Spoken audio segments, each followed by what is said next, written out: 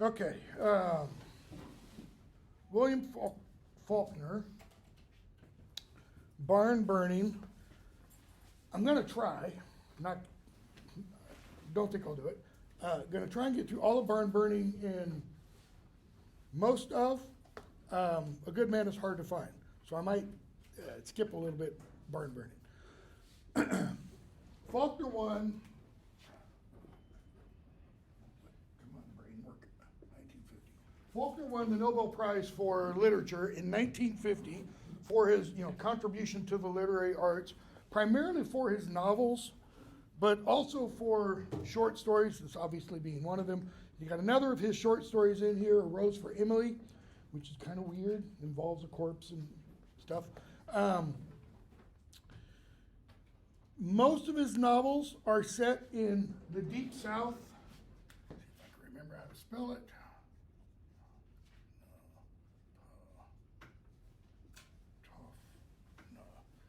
In a mythological county named Yaknapa, that's A-W, Pafna, Mississippi, okay? He does that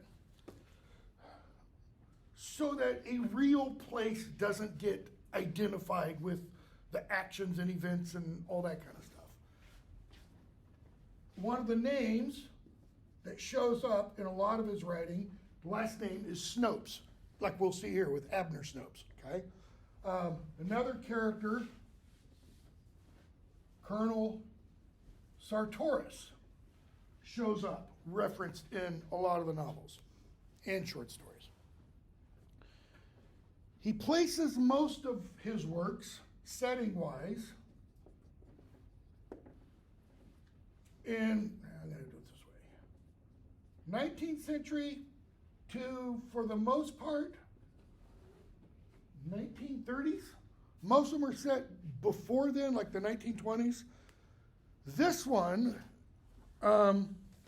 it's written in 1939, but it's set in the 1890s. And we know that only because of a couple of references in the short story. We're told at one point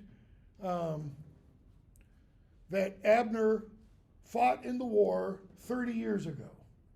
Okay? That war is a civil war. Because we're told, he steals horses from both the blue and the gray. He steals horses from the north and he steals horses from the south. Okay? So you get that time frame, that big time frame, and then you get a narrow time frame because early on, first or second page of the short story, you get a reference to the mild May dust. So the story begins in May. Okay? Couple other things. If you saw the email, I sent out an email about last night about some of the language that's used, which I'm not going to use it in class. Faulkner uses the N-word a lot. Okay? Couple of reasons for that. One, the time in which the stories are set. This one's 1890s, Deep South. It was used all the time. Two, the time in which Faulkner is himself writing, 1939 Deep South. It's used all the time, all right? So that's a problem. Just replace it mentally with something else, okay? One other thing about Faulkner. Let's see. Yeah.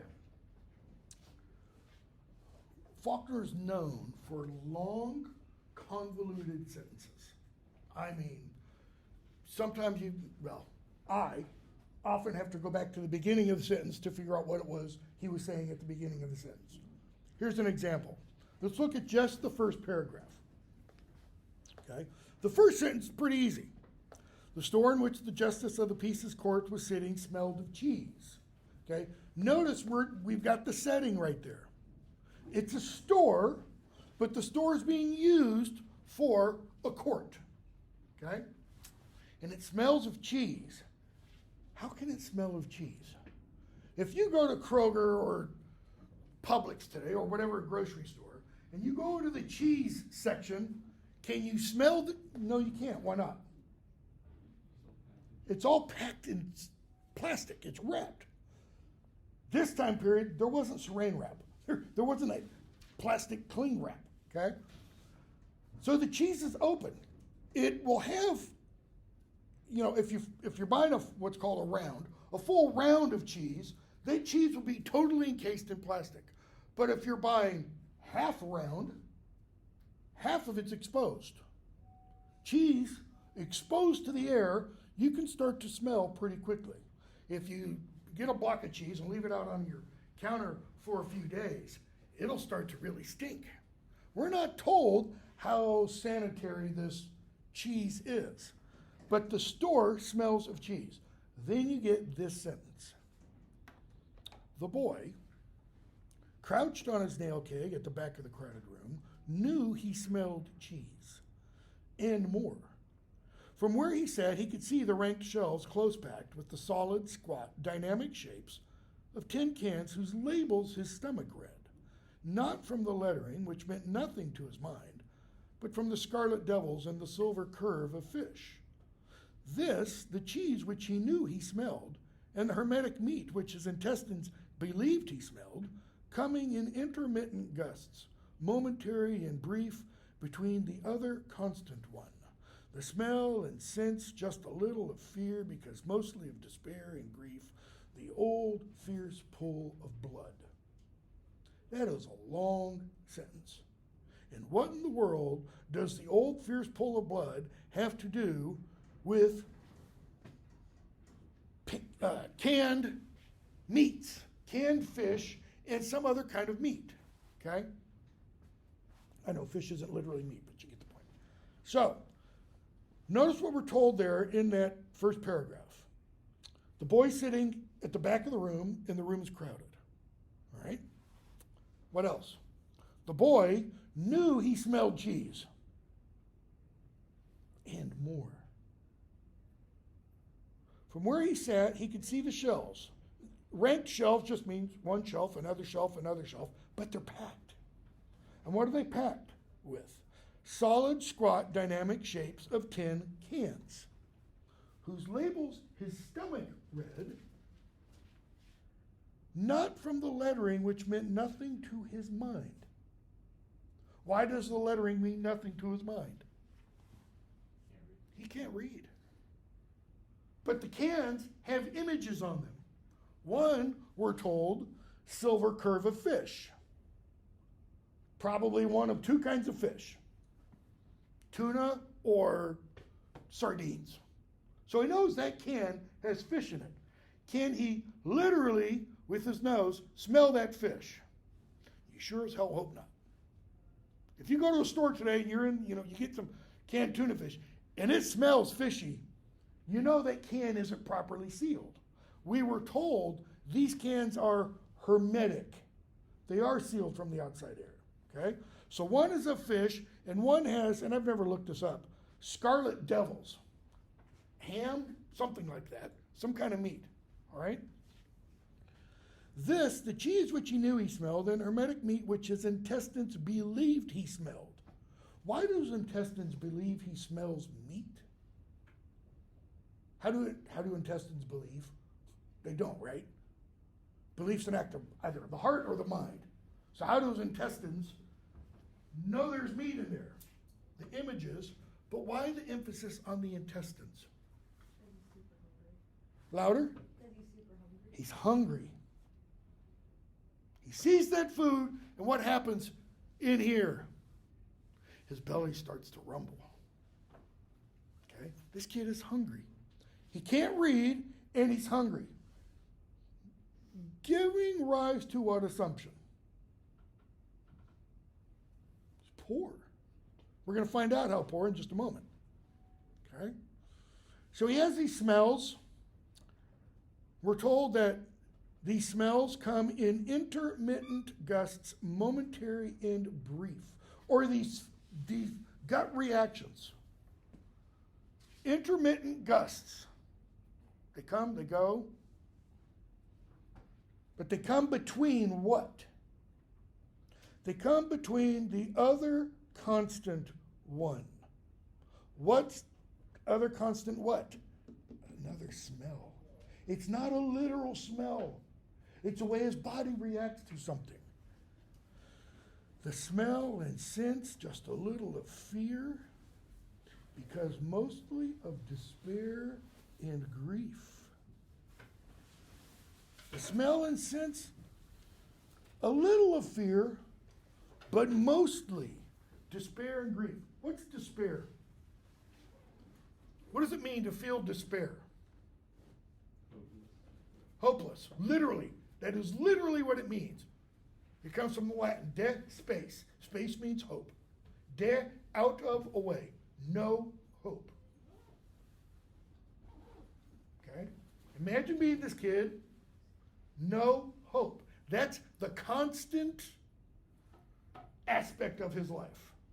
And what? Grief, sorrow, sadness. A sense just a little of fear because mostly of despair and grief, the old fierce pull of blood.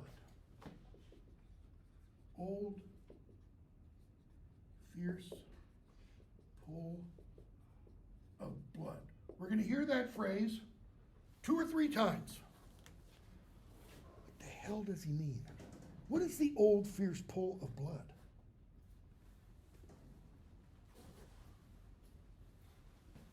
Why is the kid there? It's a trial, right? Who's on trial? We find out very soon, his father. That's the old fierce pull of blood. His relationship with his father.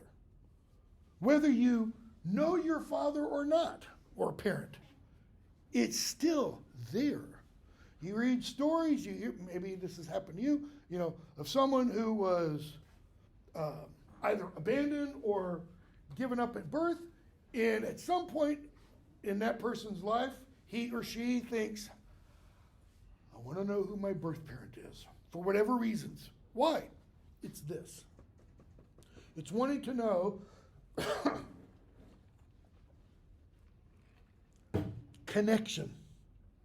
That's why people do genealogy searches. My brother and one of my sisters, they're nuts about family genealogy.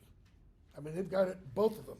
They've got it, our lines on my mom and dad's side, literally back 1,000 years. In fact, more than that, okay? And they find out new connection, etc. But that's a little different because that doesn't lead to despair and grief.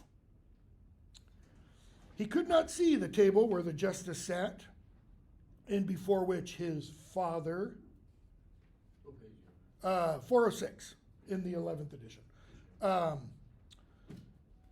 which his father and his father's enemy, and then you get that parentheses, our enemy, he thought. Why our? The old fierce pull of blood. If it affects my father, it affects me. If it affects my sister, my brother, my mother, my son, my daughter, I'm involved. Okay? Our enemy, he thought in that despair. Aaron, mine and his and both. He's my father. Okay? He couldn't see where they stood, but he hears them. The two of them, that is, because his father hadn't said anything yet. And so the justice of the peace says, but what proof have you, Mr. Harris? Okay. So Mr. Harris is the one bringing a charge against the father. I told you the hog got into my corn, caught it up, sent it back to him. He had no fence that would hold it. I told him so. I warned him. Next time I put the hog in my pen. So the boy's father's hog has gotten out twice now. Okay. He keeps it. When the father comes to get it, I gave him enough wire to patch up his pen. So notice the first time it gets out, he takes the hog back to him. He notices his fence has holes in it. This time, when the father comes to get the pig, what does Mr. Harris do, or what does he show to the boy's father? Does he sell him the fence wire? No, he gives it to him. That's an act of compassion. That's an act of kindness. What could he do? Sell it to him? Keep the hog? Hey man, your hog's trespassing. Your hog's getting in my corn. Bacon tomorrow. The next time, I put the hog up and kept it. This is 3 times now. I rode down to his house and I saw the wire I gave him still rolled onto the spool in his yard. He didn't give him just a little bit of wire, he gave him a bunch of wire. I told him he could have the hog when he paid me $1 pound fee. That evening, man came with $1. That is, the boy's father gave $1 to someone to give to Mr. Harris to get the hog back. And he said to tell you wood and hay can burn.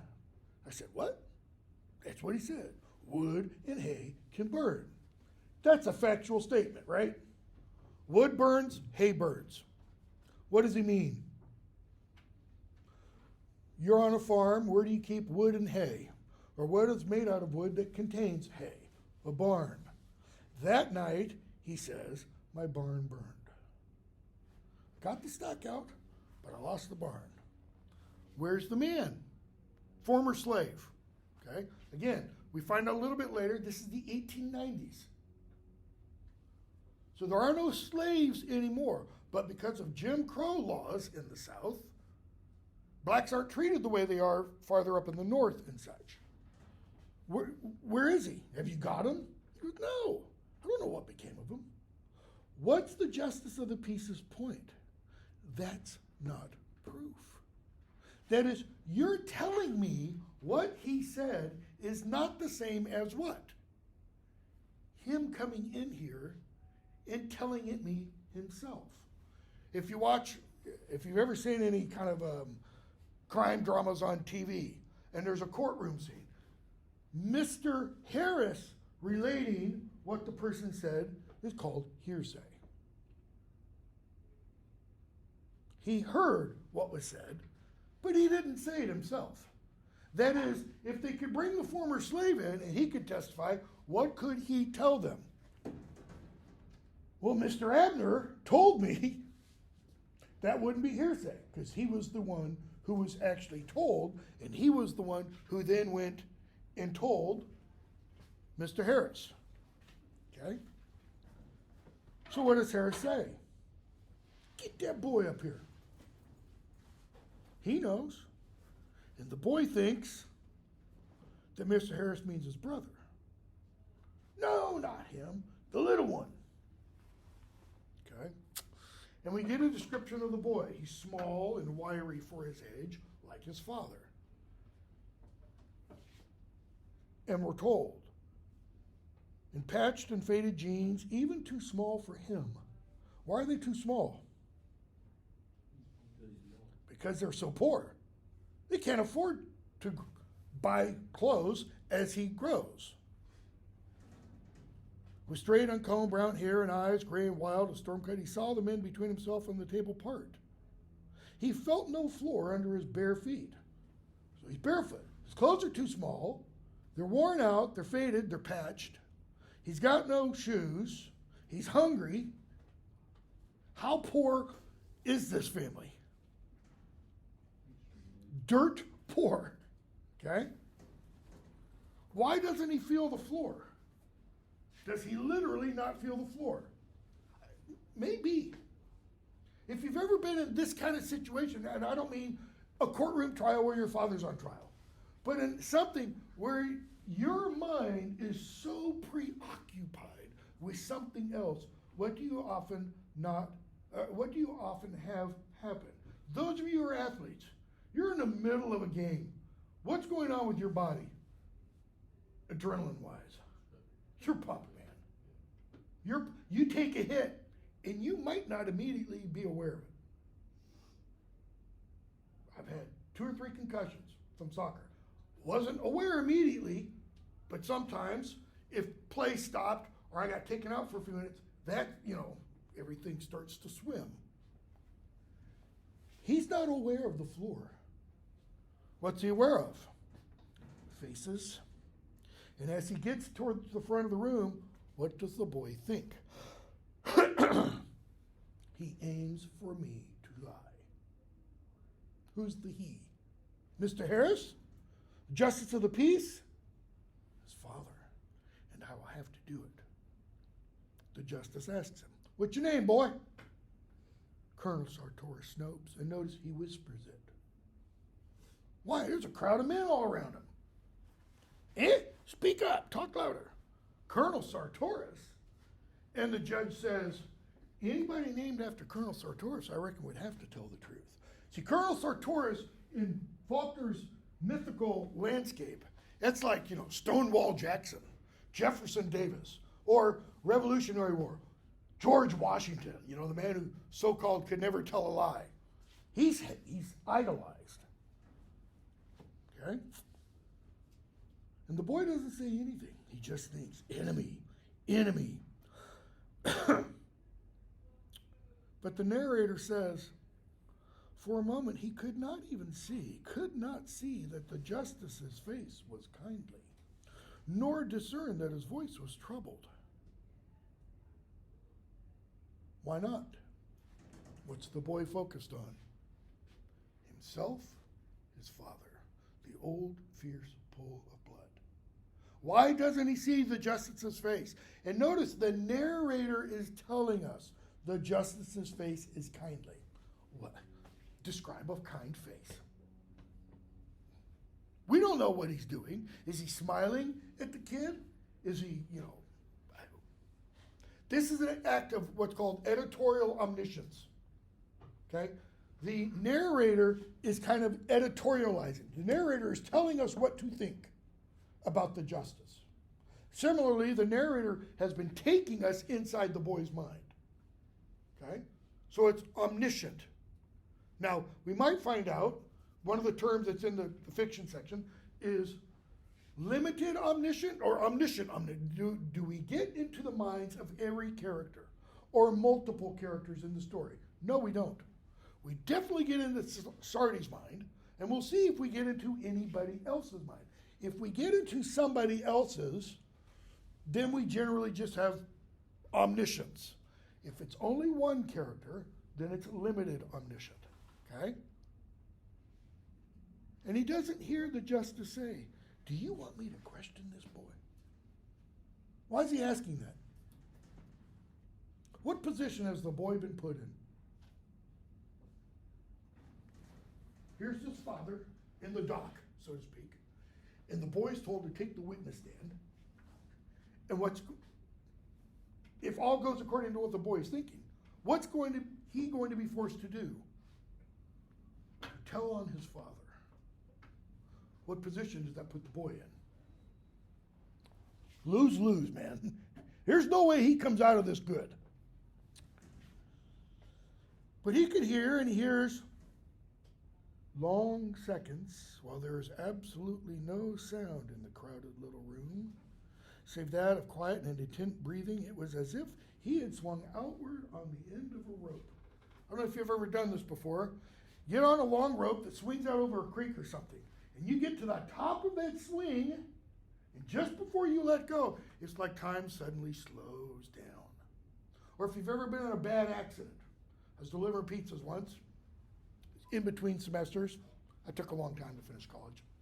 And my right front tire got caught on the inside shoulder of a road. This was on Lookout Mountain. And I just popped up in the air, upside down, looking at the road like this. And it was like what was maybe 2 or 3 seconds was hours. As I saw myself coming closer and closer to the pavement. And then, hit. So my face was like this as I was skidding along the pavement. Totally uninjured. But it seemed like forever. That's what the boy experiences. During what? It's a long pause between the justice of the peace and Mr. Harris. No! No what? No, I don't want you to question the boy. No, I'm not going to put the boy in that kind of position. What could he get if he had forced the boy to speak? Could he have won the case? The implication is probably. Damnation sent him out of here. And whoosh, time comes back. So the justice of the peace finds for the boy's father. He's not guilty. Legally speaking, who won? He did. Not legally speaking, who won? Mr. Harris did. Why? Because what happens next? Mr. Snopes, I can't find against you, but I can tell you to leave.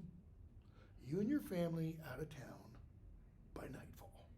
It's not out of town, out of this country, meaning this whole area.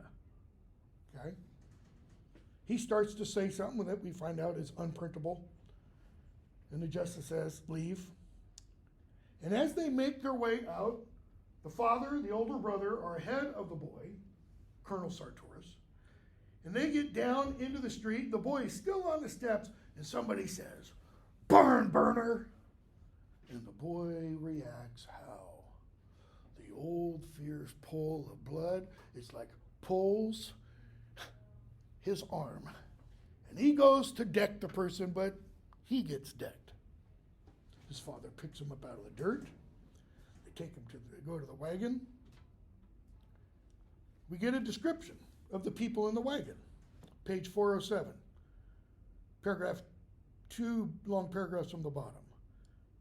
His 2 hulking sisters in their Sunday dresses, and his mother and sister in calico. So how many people in the family? 2 sons, 2 daughters, the father, the mother, and her sister. 7 people. Everything they own is in this wagon. Okay? Sisters are described here as hulking. In 2 pages, they're going to be described as bovine, like cows. These are big girls. Okay? Boy gets in the wagon. Mother tries to soothe his pain. He says, "I'm fine." Page 408. They ride out of town. And we're told the boy doesn't know where they're going. Nobody ever does. Because it was always somewhere. Always a house or 2. Hold on.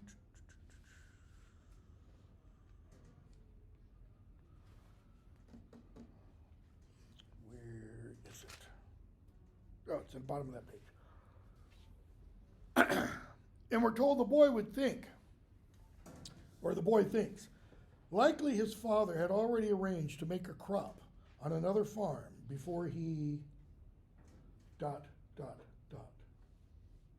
Every time the boy thinks of his father as a barn burner and that he burns other people's barns down, the boy never puts that act into words. We get ... It's like he can't tell himself. That's what his father is. So what are we told? His father had already arranged for them to farm another piece of land. Meaning, at the time of the trial, the father already knew we're going to have to leave town. And the implication is, at the time that his father burned Mr. Harris's barn down, he already had another job set up. Okay? What does the family do?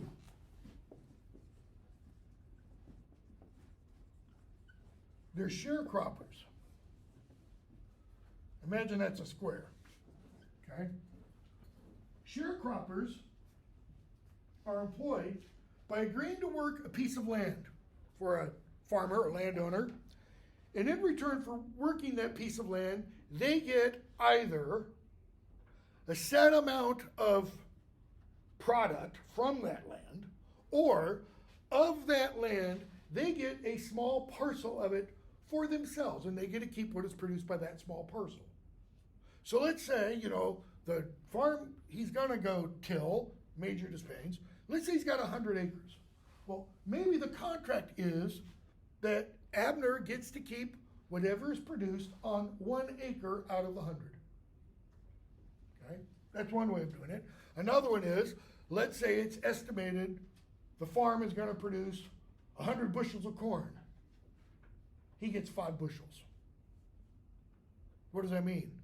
He's got to make sure it produces that amount. Okay?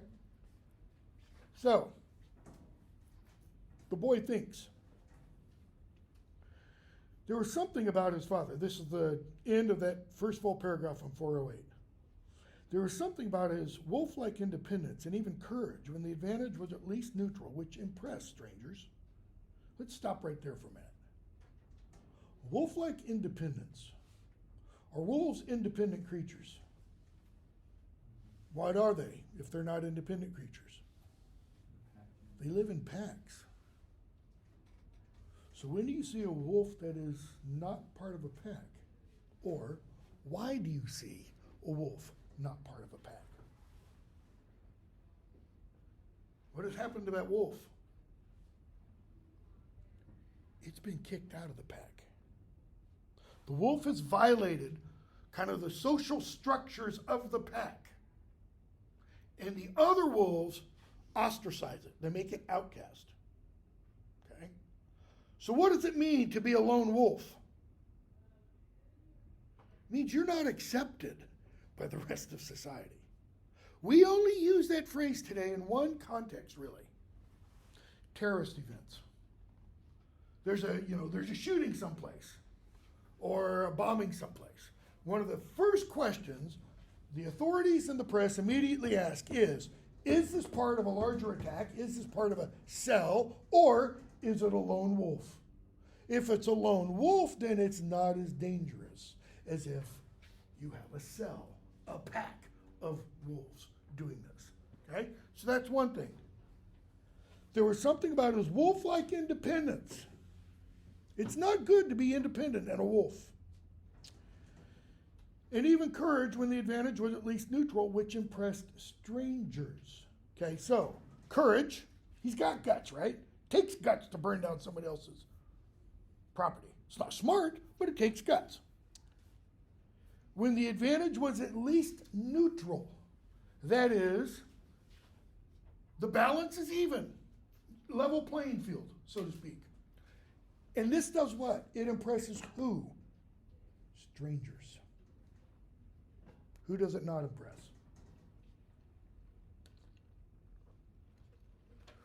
Do you think the people in the town where the court has just been held were impressed by Abner Snopes? No. People who know him aren't impressed by him. What do they think? Danger, This is a guy not to mess around with. So that's the first part of the sentence.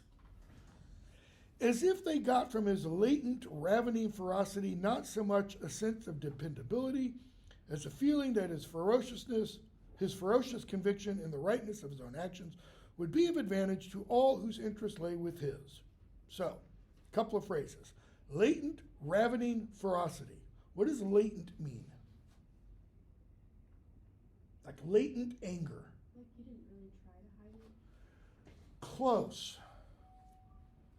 It's just beneath the surface.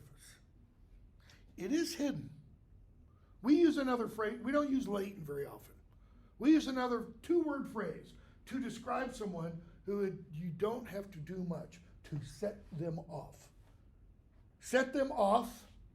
What kind of term? It's a metaphor. Boom. What's the two-word phrase? Short fuse. If someone has a short fuse, you got to walk gingerly around that person. Okay? That's latent. Ravening, ravenous. If you're ravenous, it means you can't be satisfied. Usually we use that in relation to food. If someone is ravenous, it means they haven't eaten in a long time. They're going to chow down. I used to go to eat, for lunch with one of my colleagues. At that point in his life, he was lifting weights a lot and running every day.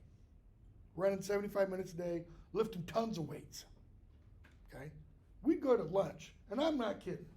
The plates and dishes that would be brought to him would take up half this table because he'd have like 3 or 4 entrees. He only ate one meal a day, and it was lunch. And it was like 5,000 calories that one meal, all right? That's ravenous. Ferocity, ferocious. If you're ferocious, it means you can't be tamed. So his latent, just beneath the surface, ravenous, cannot be satisfied. Untamability. What does that tell us about Abner? Short fuse doesn't even come close, right? This guy, if he goes ballistic, everything goes. Okay? So when they, as if they got from this aspect of him, not so much a sense of dependability, like, well, you can count on him going ballistic, as a feeling that his ferocious conviction in the rightness of his own actions. We all like to think we're right in what we do, unless we know what we're doing is wrong. But he has a ferocious conviction in the rightness of his own actions. What does that mean? If you're rational and you're doing something that isn't right, what can someone else explain to you? Why it isn't right and why you should stop. But if you're ferocious in your conviction, in the rightness of your own actions, what does that mean? I'm right, to hell with everybody else. That's the action, that's the mindset that says what? School shooter. To hell with everybody else. You know, just mow them down, because they're all wrong. I'm right. I'm the one who's been victimized. I'm the one who XYZ. Okay? They feel that that might be what for them. It might be an advantage if my interests align with his. Never made this connection before. I've been teaching this story for close to 30 years. Like when a government aligns itself with someone the government knows is rotten, is horrible. Go back to before the first Iraq War, 1991.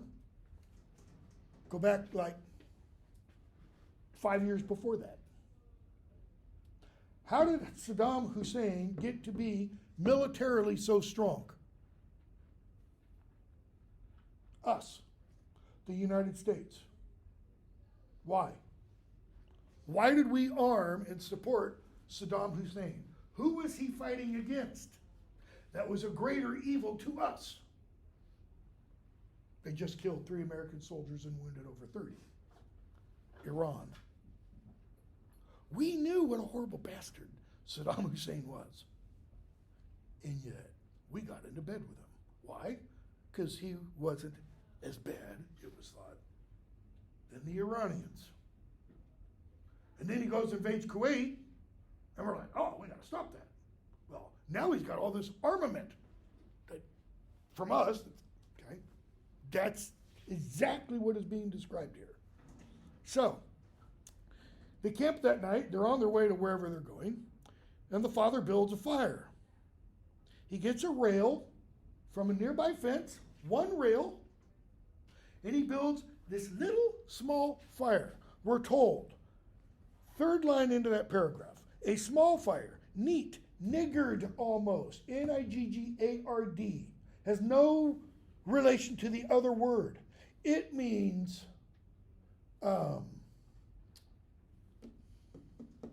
cheap, small, tight-fisted.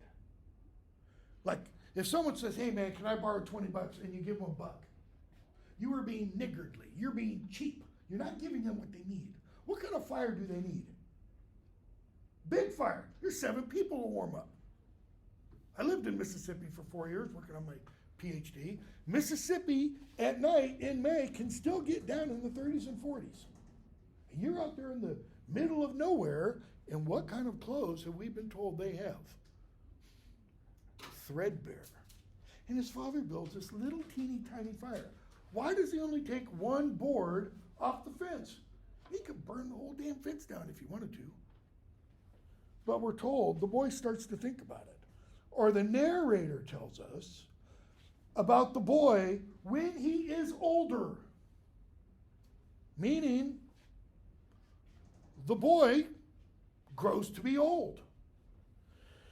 Older, the boy might have remarked this and wondered why. Not a big one.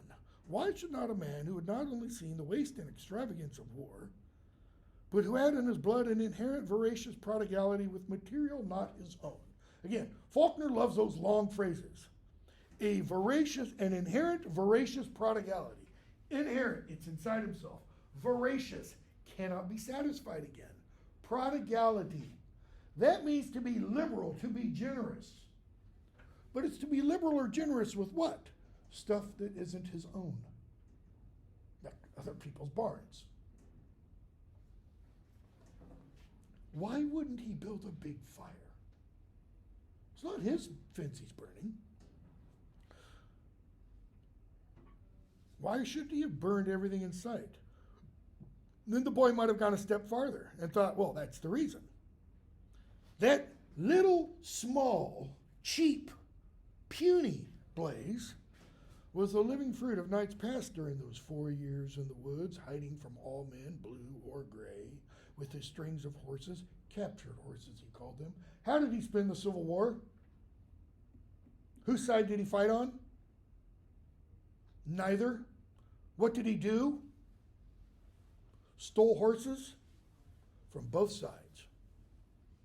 In the 1860s, to be a horse thief, that was pretty much about the worst crime you could commit. Only thing that might have been worse is rape.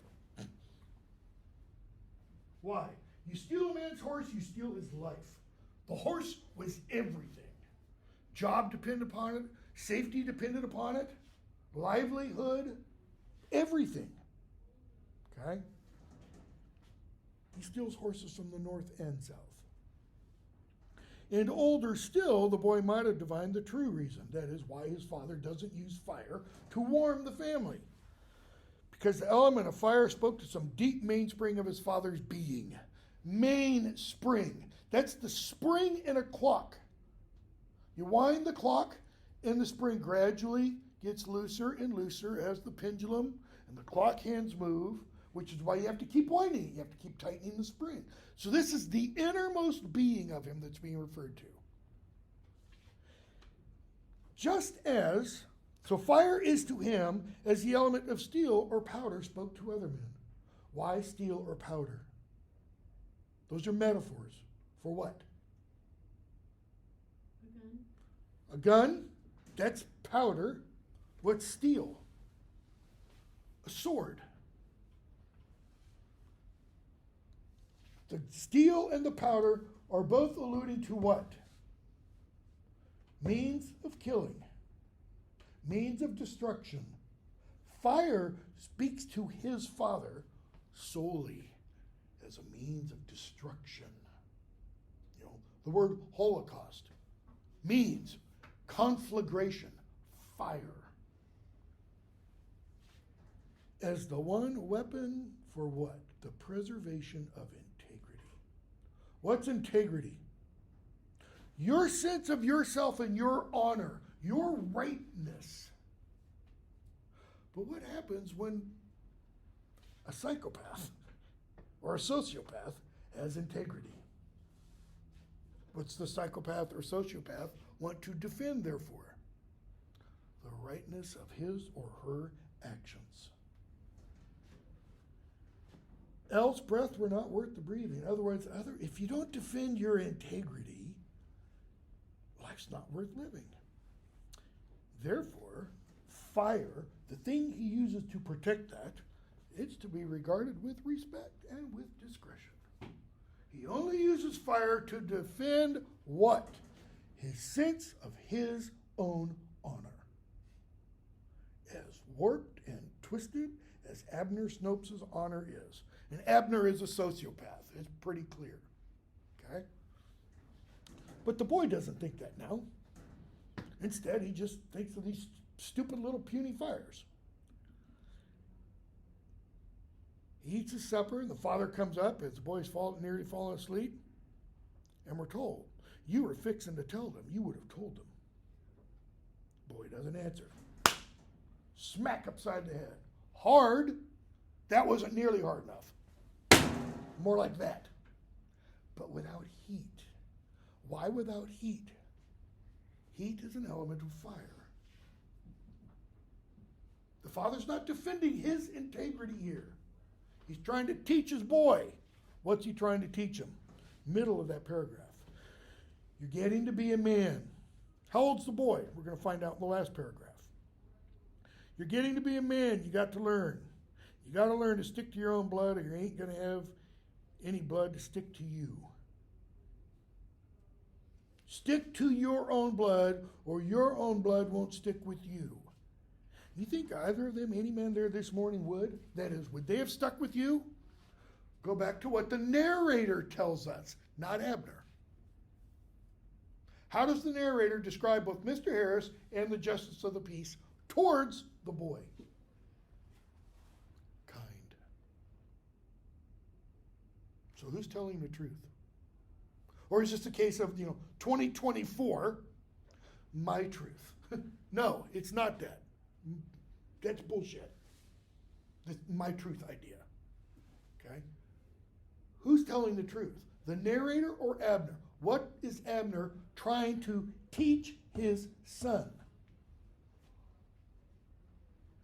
You stick with me.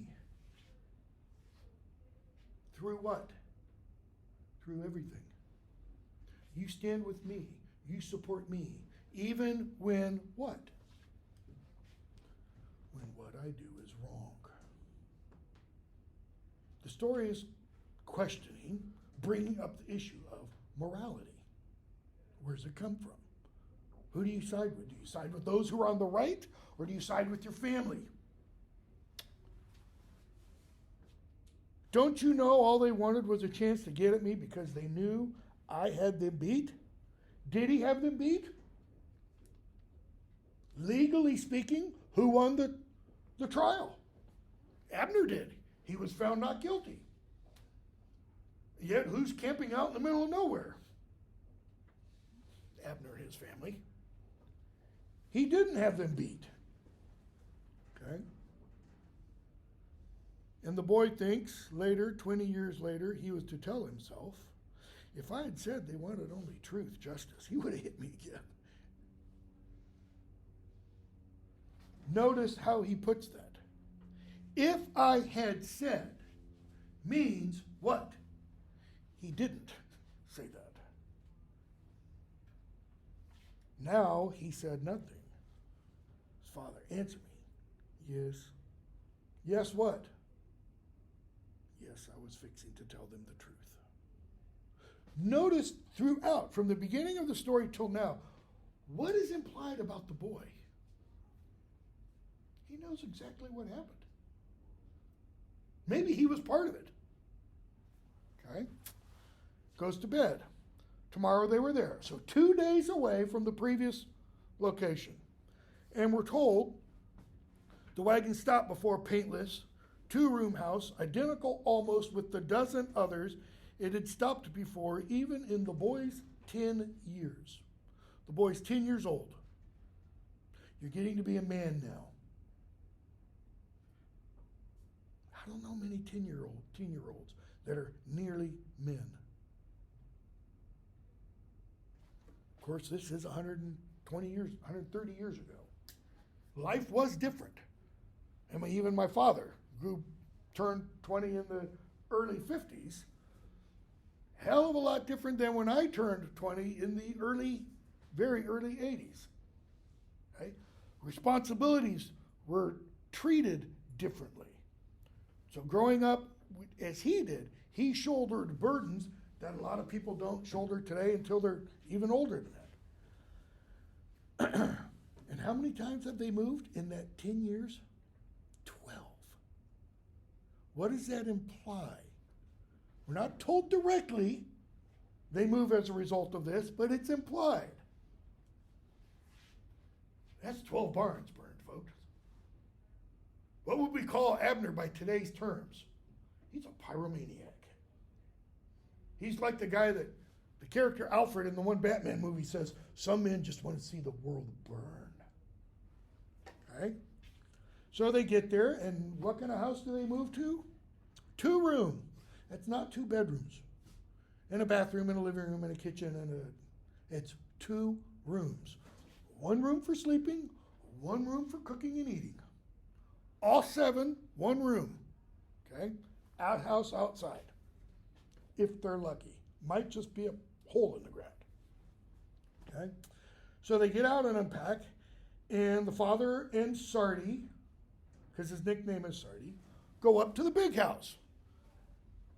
Father tells his wife, I'm going to go have a talk, page 409, paragraph 39, with the man that aims to begin tomorrow owning me body and soul for the next 8 months. So they go back down the road, take a turn off, and as they make their way up this long drive, the boy gets this vision of this house. I don't mean vision, it's what he literally sees. Turn to page 405 in your book, and you get a glimpse of what he sees. On page 405, you get a picture of William Faulkner's house called Rowan Oaks. Big white house, columns out front, driveway that leads to it lined with oak trees. Okay? And the boy thinks, I've never seen a house this big. This is like a courthouse. They're safe from him. People whose lives are part of this peace and dignity are beyond his touch. No, he thinks his father's like a buzzing wasp. What do you do with buzzing wasps? You kill them. You squish them. What's this kind of mean mentally? My father is just a bug. Kind of hard to have respect. And he's thinking, maybe it'll be over. Maybe now he'll stop.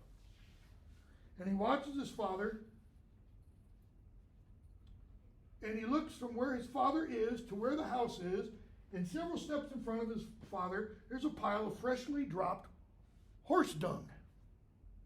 And his father's walking, and how does this father walk? He walks with a limp. Why? We're told he was shot by a Confederate provost soldier in the heel while stealing horses during the war. So he walks with a limp, and he drags that leg. And the boy watches as his father walks, and there's that pile of horse crap. And as he gets there, he puts that foot, the bad foot, just right in it. Did he have to? Nope. The boy says he could have just altered his stride, taken one step a little shorter. He could have turned to the left or to the right, but he doesn't. Why? It's like Abner, we had the description of his mainspring. It's like he's following a destiny. He can't change his ways. He steps right in it. He goes up to the house, bangs on the door. Okay? Servant answers the door, tells him, wipe your foots, white man. Abner pushes him out of the way, says something to him, and he steps on a circular, pale rug. And I like to think he goes to the middle of it. And the woman of the house comes down, and the servant says, I tried to, she goes, don't worry about it. And she tells Abner, go away. Major Despain is not at home. Will you please go away? His father doesn't speak, okay? But he's standing there in the middle of the rug. He's planted on one foot. We're not told which foot is injured. He's planted on one foot, and the other foot is the foot that still has the horse crap on the boot. And he does this. Drags his foot around to make a half circle. And then that. So that you're left with something that looks like this.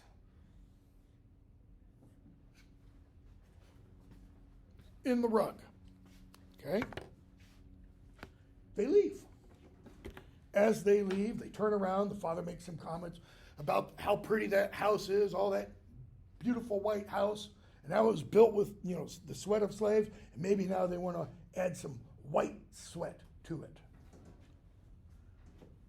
They go back home to their respective home, and somebody shows up a couple hours later, throws the rug down. What is Abner told to do? Clean it. clean the stain out. Okay? What is he not told to do?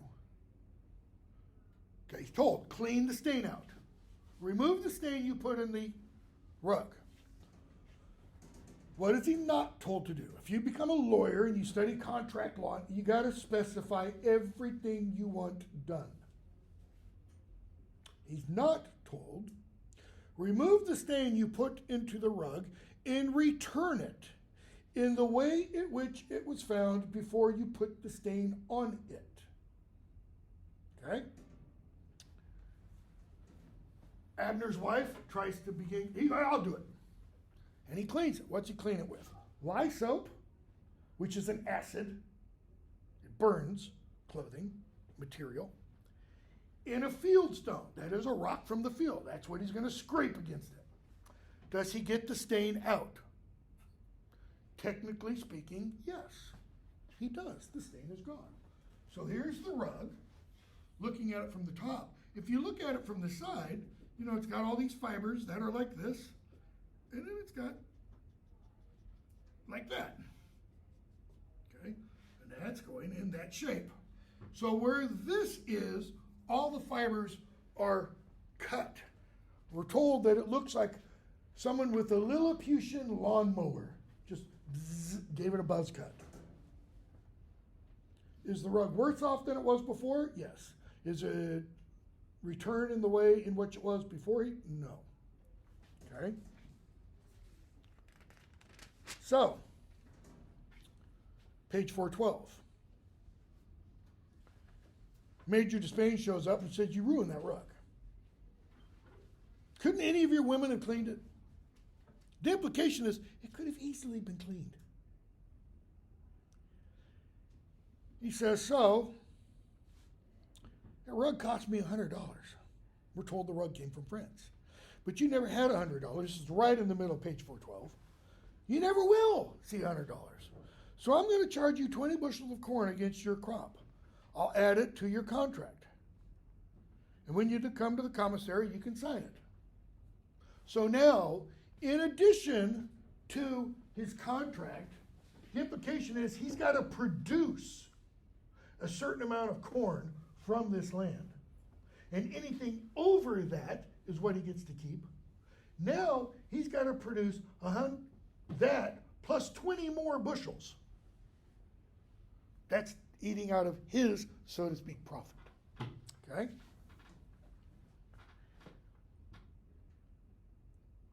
Next page. We're in town. There's a new court. There's a new trial. Who's being sued this time? Or who has been brought to trial this time? It's not Abner. Abner's got the cojones to bring this trial. He's got the gall to charge Major Despain.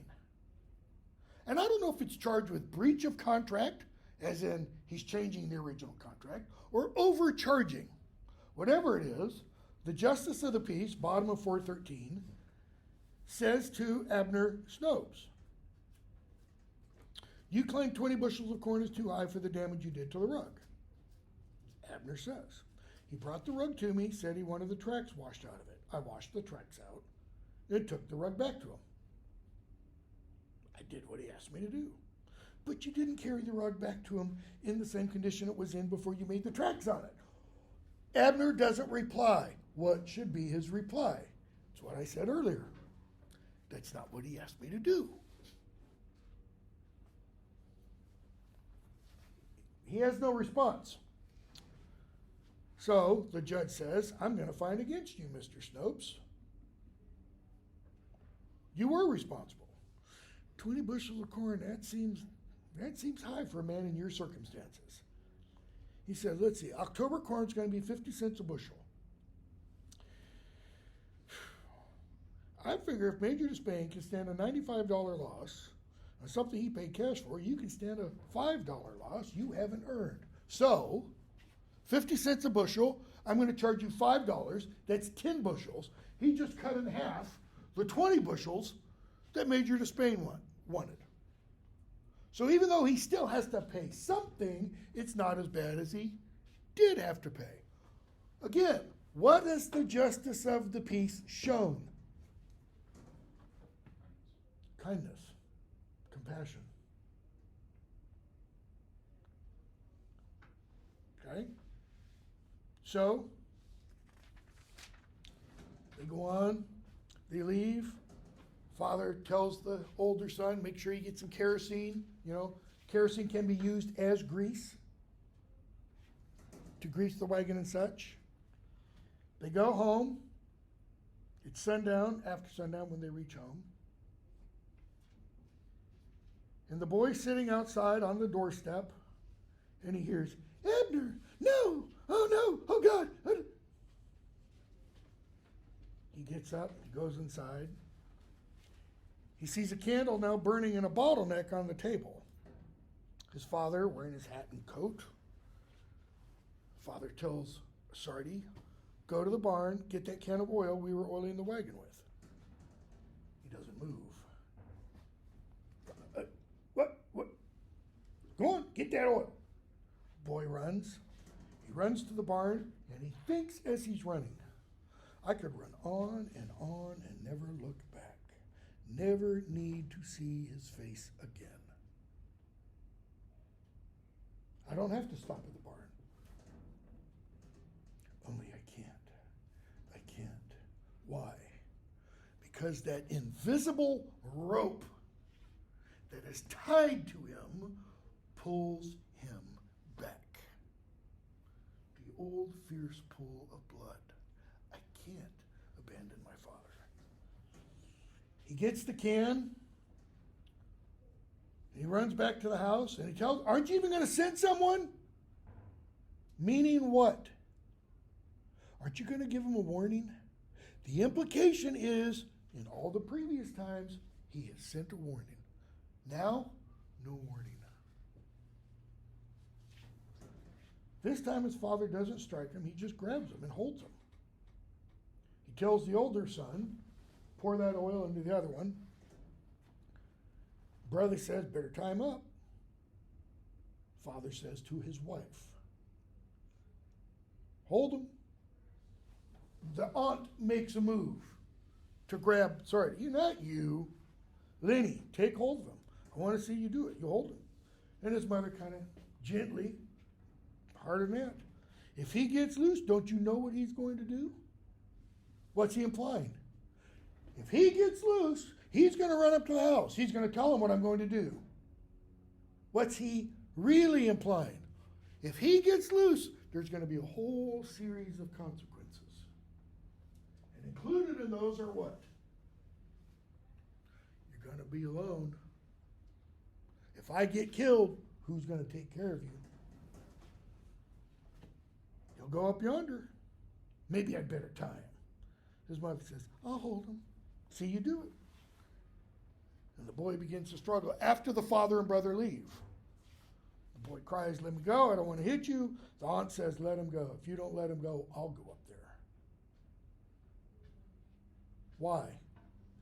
This has to stop. This cannot keep on going. Notice, the aunt has lived with them the entire time. She's had to move 12 times in these 10 years. And the mother says, I can't. Why? Old fierce pull of blood? Unless they're related, we hope not. I don't think that's it. But in one sense, the marriage bond is even stronger than the old fierce pull of blood. And then Sardi's free. He makes his way to the house, bangs on the door, yells, barn. Barn. Why is that all he yells? Because he's been running and he's out of breath. What? Barn. Barn? Yes. Barn. And he turns and runs. Sardi starts running back down the driveway. He hears Major Despain cry for his horse. He keeps running. The horse comes by him, nearly knocks him down. Okay? And we're told, middle of that paragraph, page 416, the galloping bear was almost upon him before he heard her, and even then he held his course as if the very urgency of his wild grief and need must in a moment more find him wings, waiting until the ultimate instant to hurl himself aside and into the weed-choked roadside ditch as the horse thundered past and on. For an instant and furious, the shape of the horse and rider vanished, stained abruptly and violently upward. A long, swirling roar, incredible and soundless, blotting the stars. And he springing up and into the road again, running again, knowing it was too late, yet still running, even after he heard the shot, and an instant later, 2 shots, pausing now without knowing he had ceased to run, saying, "Pep, pep." Why 3 shots? We're not told who specifically, but his father and brother running again before he knew he'd begun to run. And he looks back over his shoulder and he sees a glare. And he's sobbing, "Father, Father." At midnight, he's sitting on the crest of a hill. He didn't know it was midnight, we're told, or how far he'd come. But there is no glare behind him now. Okay, let's assume the father and brother burned the barn. I think that assumption is fair because when we get that description of Major Despain on the horse going past him, we get this language of horse and rider vanished, stained abruptly and violently upward, a long swirling roar, incredible and soundless. I think that's a description of the barn whoosh, going up. You're out in fairly flat land and a barn burns down. How far are you going to be able to see that? Long distance away, miles. He's now run so far, he's up on a hill, which means he has a higher vantage point. He can see farther in the distance. He can no longer see the glare. Because the fire has died? He's outrun the distance that you could see the glare. 5 miles, 10 miles. And he's sitting there, his face towards the woods, and he thinks, my father, he was brave. He was in the war. He was in Colonel Sartor's cavalry. But he wasn't. The boy's thinking this. But the narrator has told us before he wasn't. It's what he told the family. Not knowing his father had gone to that war a private in the fine old European sense. That is, I'm going off to this war. Why? To get out of it what I can. To steal. You know, what's the phrase? To the victors go what? The spoils of war. My wife and I were rewatching Band of Brothers. Finished it last night. And it ends with Allied troops, American troops, raiding Hitler's Eagle's Nest. His place outside Berchtesgaden, way up in the Alps. Okay? One of the guys takes Hitler's, literally happened, private photo album. Had it until he died in the 50s. Others are taking Hitler's china in silver. 10,000 bottles of wine in Hermann Goering's house. The Americans take it all. Why? Who's going to stop them? I mean, Germany's defeated. That's what he's talking about here. And the boy sits there, and we're told the stars move across the sky. Morning comes, and he hears a whippoorwill, and we're told the very last thing. He went on down the hill toward the dark woods, within which the liquid silver voices of the birds called unceasing, the rapid and urgent beating of the urgent inquiring heart of the late spring night. Quiring, it's spelled Q-U-I-R, but that means singing together. The birds are singing together, and they form what? The heart of the night. He did not look back. Why didn't he look back? It's gone. Why does he only look forward? What is there to see in the past? What can the past do for him?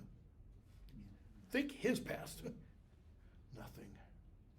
Tomorrow's what? To use a trite, horrible phrase. It's a new day. It's a new dawn. It's a new, cue all the stupid sappy songs. It's a new beginning. But now he's what? He's 10 years old, he's all on his own. And that's gone in one sense. Is it ever really gone? No. No. We all carry within ourselves our parents, their parents, their parents. Why? Because our parents might have been screwed up. Why? Because their parents were screwed up, etc., etc., etc. Is this an option, an opportunity for a clean break on his part? Yes, it is. Okay. From there, where is it? I know we've only got 10 minutes, but I do want to start. Flannery O'Connor. Good man is hard to find. O'Connor is a Catholic. And by that I mean she is a devout Catholic, living in the deep South in the 20s, 30s, 40s, and early 50s. Okay? You can't be more a fish out of water than to be a Catholic in the deep South. I mean, Catholics were as bad. Think of the worst of other groups, Catholics were among that. Ring-kissing papists, etc., because everybody in the deep South, either good Baptists or Church of Christ or, something like that. Good Protestants, in other words, all right? She writes primarily short stories. She does have some novels. She contracts the disease lupus at an early age. She dies when she's really young, 39. So she gets all of her writing done. Some of her greatest work is published after she dies. And I didn't mention this about Faulkner, but I'll mention it now. Grotesque. Grotesque. Faulkner and O'Connor are both Southern writers. That doesn't mean that they only write because they're Southerners. They write about the South, Southern values, Southern families, and one of the elements that they both use and other Southern writers use in their fiction is an image of the grotesque. Something that is horrid to look at. Abner is the grotesque in that short story, right? He doesn't fit in society. And they do that for a reason. It's to draw attention to human frailties. In other words, the implication is any one of us could be an Abner. Given the right circumstances, you push me too far and boom. This story, A Good Man is Hard to Find, written in 53. People didn't know how to understand this thing. She got a lot of letters because most of her readers knew she was Catholic. In fact, I've got a link to, I think I've got a link on the syllabus, to a part of a letter that she writes to somebody on how she writes the way she does because she's a Catholic, not in spite of being Catholic. Okay? A Good Man is Hard to Find. I think the story comes from, or the title at least, is prompted by a biblical story. And I always forget to write it down in the book. It's in one of the Gospels, I'm pretty sure it's Matthew, where a rich young guy comes to Jesus and he says, "Good master, what must I do to be saved?" Anybody know what Jesus says to him? Sell all your things and give it to the poor. Okay? That's actually what he says towards the end. Before that, he says, do what the law says. Love your mother and father, blah, blah, blah, blah, blah. He says, I've done all these things from the beginning. And the narrator of Matthew says, Jesus, perceiving the man's heart, knowing that he was rich, said, "One thing yet you lack. Go and sell all of your possessions and come and follow me." And the man goes away broken-hearted. Why? Because he's loaded and he doesn't want to sell everything. But before all that, Jesus asks him a question. Before the man can even ask his question. I mean, the guy said, "Good master, what must I do to inherit eternal life?" And Jesus replies, why do you call me good? There's none good but God. I think what Jesus is doing there is he's saying to the young man, way to go. You see. Remember when I talked about parables, having eyes to see and ears to hear? The young man sees. What does Jesus mean? There is none good but God. You're right. I am good. A good man is hard to find. If you read it within the context of what I'm suggesting, of how Jesus responds in that parable, a godly man, a godlike man is hard to find. Possibly. We'll see what the story says. So, what's the setting? We have a family, a husband, a father, a baby, a husband, a wife, mother, a baby, two named children, John Wesley and June Star, okay, and a grandmother. The only people in the family named are the two children, John Wesley and June Star, and the father, Bailey. His mother isn't named, his wife isn't named, the baby is never named, okay?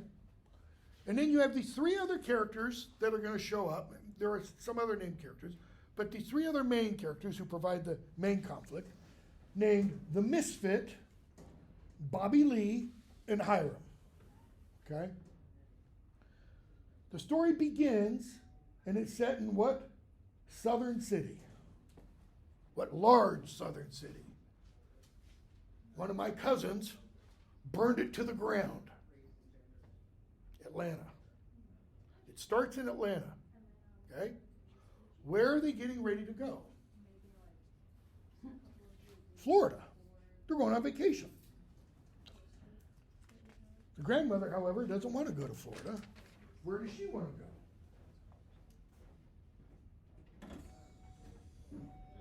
She wants to go to Tennessee. Why?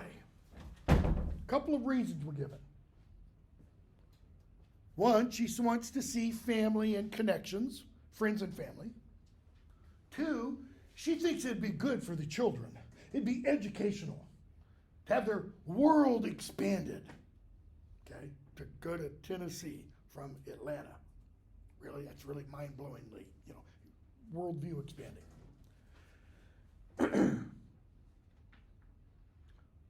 Why does the grandmother live with them? Why did she have her own place?